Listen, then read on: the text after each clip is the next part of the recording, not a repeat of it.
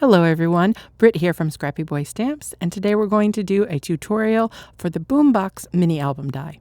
Let's cut our pieces. First, we're going to cut our base layer and our stitched base layer. These layers really help frame your focal image, as well as doing the heavy lifting when you're creating shaped card bases and mini albums. We're going to be doing some fun stenciling on the main part of this boombox. So for this example, I've cut it twice, once in plain white to use with our stencil, and once just to provide a contrasting color for the handle. This die also has a great feature where it embosses a placement guide into the front of your piece. That's all the base pieces. Now let's cut the details. First, we'll cut the pieces for the large speakers. You'll get 2 circle frame dies. Each one you'll cut 1 time. Next, you'll cut the base of each speaker. One of my favorite features of this die set is that there are 2 options for speaker type. There's a more classic mesh speaker, as well as a subwoofer option.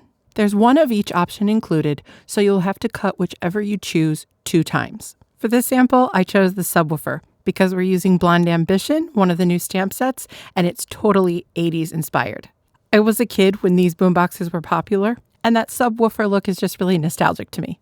To complete the look of this speaker option only, there's a small circle that goes in the middle of each speaker that you do have to cut 2 times. In reality, this speaker type is sort of a cone shape, and this smaller piece helps create a shadow that adds a little bit of a 3D illusion to the speaker. Next, we'll cut the little accent speaker. You get 1 of those, so you'll cut this die 2 times. Then there's a small strip that cuts and embosses texture. It's an accent piece for the tape deck, and we'll cut it 1 time. There are 2 similar large strips, one a little wider than the other. The wider one is a grounding piece for the gauges, and the thinner piece finishes out our handle. You'll cut both of these 1 time. The long piece that looks like teeth is actually all the buttons and knobs for the top of the boombox. And back in the day, you were really lucky if one of those buttons said record. I miss the days of waiting for a song to come on the radio so you could hit record at the perfect time. You'll cut this piece 1, as well as this smaller strip, which represents the AM/FM tuner. Next, you have a little rectangle that embosses a gauge. You'll need 2 of these, so you'll cut this twice. Next, the slightly bigger rectangle frame is the base of your tape deck.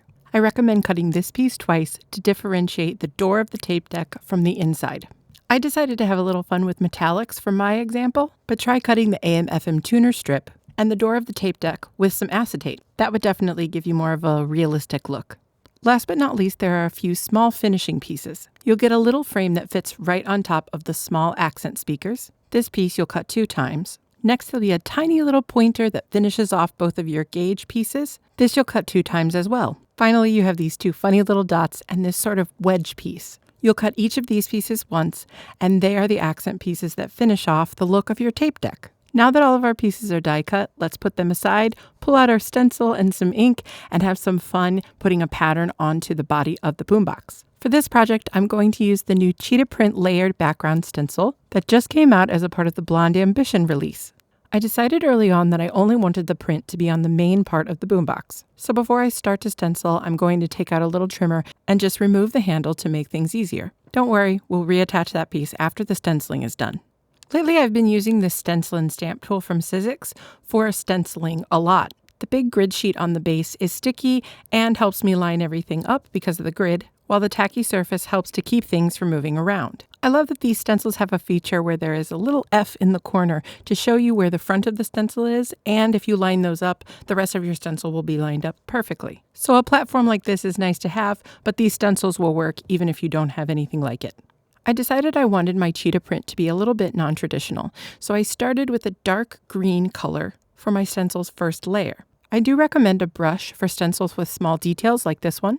While foam blending sponges will work, they don't really reach into all the little nooks and crannies of a stencil like this, and they're more likely to catch on some of the tiny edges in this design, potentially ruining either your foam, your stencil, or both. For this particular stencil, I would definitely start with these smaller spots first. The larger spots sort of curve around these smaller spots, and it's much easier to line the bigger ones up over the smaller ones, using the smaller ones as a guide.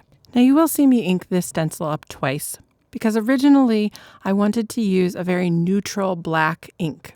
Top tip, not all black inks are created equal. Some have a neutral undertone, some have a warm undertone, some have a cool undertone. I thought I wanted a more neutral sort of gray black, like Memento Tuxedo black. But when I lifted up the stencil, I realized it wasn't really dark enough, and the gray undertone didn't really work very well with the other color that I chose. But it was super easy to line this stencil right back up.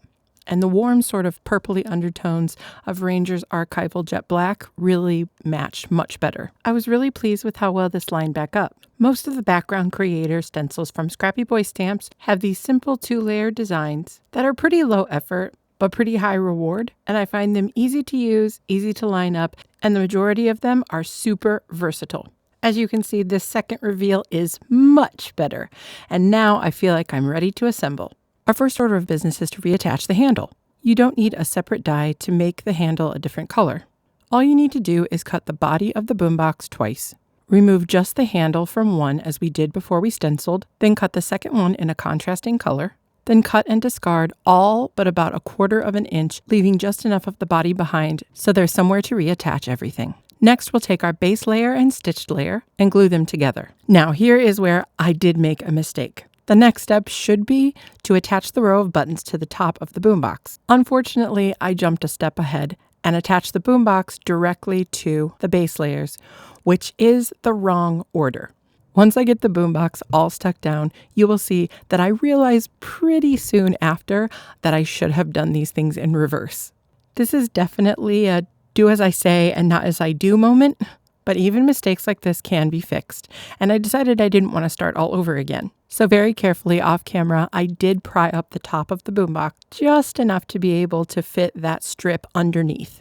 Once I did that, I was able to tuck it in right where it goes, and everything worked out perfectly in the end. Just take it from me, I make plenty of mistakes, but that just means I come up with plenty of solutions to get myself out of a pickle. Next, we'll finish off the handle with one of the decorative strips. It goes right over the top and is designed to make the handle look like it has a little bit of padding. Placing this piece is very easy because there's a little notch in the base layer where it fits perfectly. Next, the wider decorative strip goes at the top of the boombox right under the keys. And although it's a little hard to see in the video, a placement guide for all of the smaller pieces is embossed into the front of the boombox piece. And if you wanted to, you could keep this die out next to your project for reference. Let's move on to all the small details. First, we'll attach the AM/FM guide to the middle of that wide black strip. The 2 small adjustment gauges also live on this strip, so it's a good idea to audition those when you are centering that largest piece. It's always helpful to lay some things out before you commit to the adhesive. By doing this, you're able to make small adjustments and ensure that everything is lined up perfectly the way you want it before it's stuck down permanently. To finish out this strip, I will go ahead and add the gauges to each side to complete that top panel.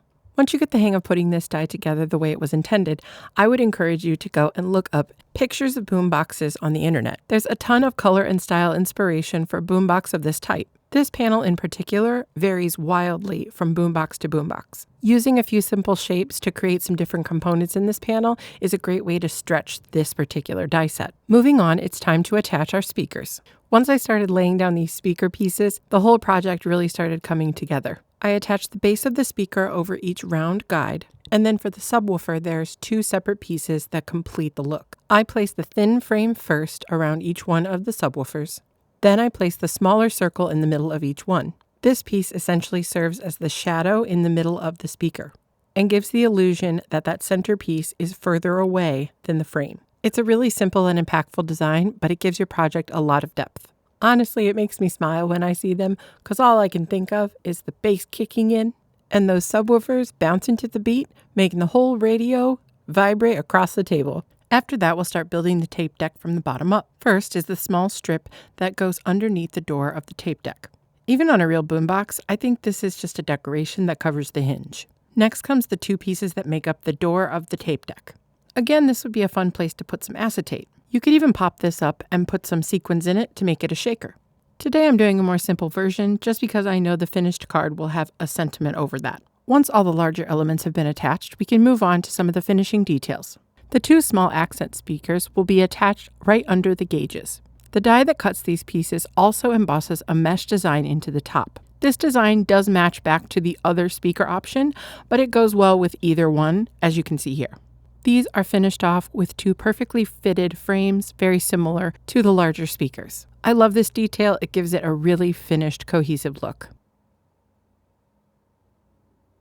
Finally, each of the little gauges has a pointer that you can position any way you want so that each project that you make with this die can be a little bit different.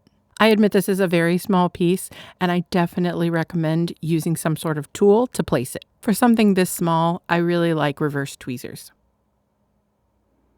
Last but not least, those two little dots and the wedge piece are going to make it so that our window into the tape deck looks authentic. I think by changing up the motifs or the colors of that little piece that's supposed to look like the tape inside, you could really have some fun. Maybe even put a label in there to make it look like your boombox is playing a specific artist. With those last finishing touches, our boombox is done. Now, even though this is a little bit of an older die, when I saw the recent release of Blonde Ambition, I knew this die set would fit with it perfectly, and when I colored up those images and added them to this, I was not disappointed. The artist who inspired Blonde Ambition is one that you should definitely know. A trendsetter, an amazing performer, and a definite style icon. I couldn't help but want to color up all of her different looks and incorporate them into this fun mini album. This would be super cute to document an 80s party or even a themed birthday. It's a must-have if you're a fan of her music or just that era. If you made it this far, thank you so much for watching and being a part of our little crafty community. We couldn't do it without you. Please join us on the Scrappy Boy Stamps Inspiration Facebook page, as well as our Instagram. There you'll find new product launches, updates, and fun project inspiration from our amazing design team. All of the stamps, dies, and stencils featured in this video are available on scrappyboy.com, and you can find links to everything, including how to find more from me, in the description box below. There have been some absolutely adorable new collections out from Scrappy Boy Stamps in the past couple of months. And I also happen to know that you're going to love what's coming next. If you love this video and you want to see more, don't forget to like, comment, and subscribe so you don't miss any uploads. Finally, I'll leave you with this. We are living in a material world, and I am a material girl, especially in a craft store. Thanks, everyone. Bye-bye.